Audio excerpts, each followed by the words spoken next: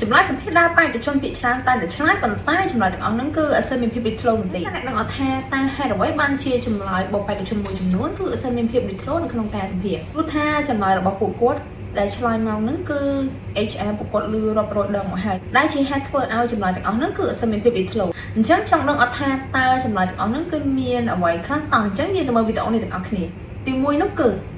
ខ្ញុំគឺជាមនុស្សដែលធ្វើអ្វីល្អឥតខ្ចោះអញ្ចឹងនេះជាចម្លើយដែលត្រូវបានបេក្ខជនឆ្លើយច្រើនបំផុតនៅពេលដែល HR សួរថាតើអ្នកមានចំណុចខ្សោយអ្វីដែរឬមួយក៏អត់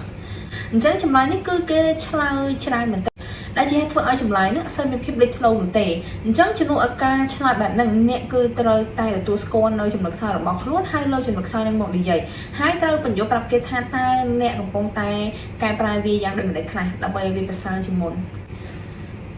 សម្រាប់ចម្លើយទី2នោះគឺ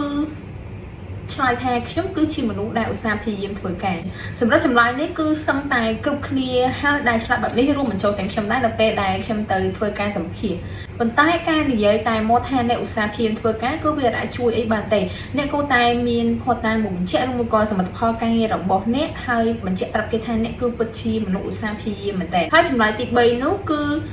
ខ្ញុំអត់មានចំណុចខ្សោយទេអញ្ចឹងគឺចម្លើយនេះបើន័យថាអ្នកអត់មានចំណុចខ្សោយសោះហ្មងអ្នកគឺជាមនុស្សខ្លាំងមែនតើប៉ុន្តែគឺអត់មាននរណាម្នាក់ដែលល្អឥតខ្ចោះនោះទេមនុស្សម្នាក់តែងតែមានចំណុចខ្សោយរៀងៗខ្លួនហើយក៏មានចំណុចខ្លាំងរៀងៗខ្លួនដែរគ្រាន់តែថាអ្នកខ្លះមានចំណុចខ្សោយតិចហើយអ្នកខ្លះក៏មានចំណុចខ្សោយខ្លាំងតាមហ្នឹងទៅអញ្ចឹង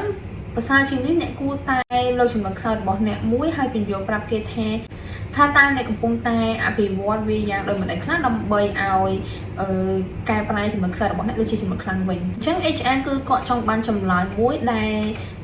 អ្នកថាខ្លួនអ្នកល្អឥតខ្ចោះនោះទេប៉ុន្តែគឺគេចង់ឃើញភាពស្មោះត្រង់ហើយនឹងបទពិសោធន៍ពិតរបស់អ្នកអញ្ចឹងនៅក្នុងការសម្ភាសន៍លើកោអ្នកកុំព្យាយាមនិយាយអ្វីដែលធ្វើឲ្យគេមើលមកអ្នកថាអ្នកគឺជាមនុស្សល្អឥតខ្ចោះខ្លាំងមែនទែនគ្មានចំណុចខ្សោយកន្លែងណាសោះឡើយ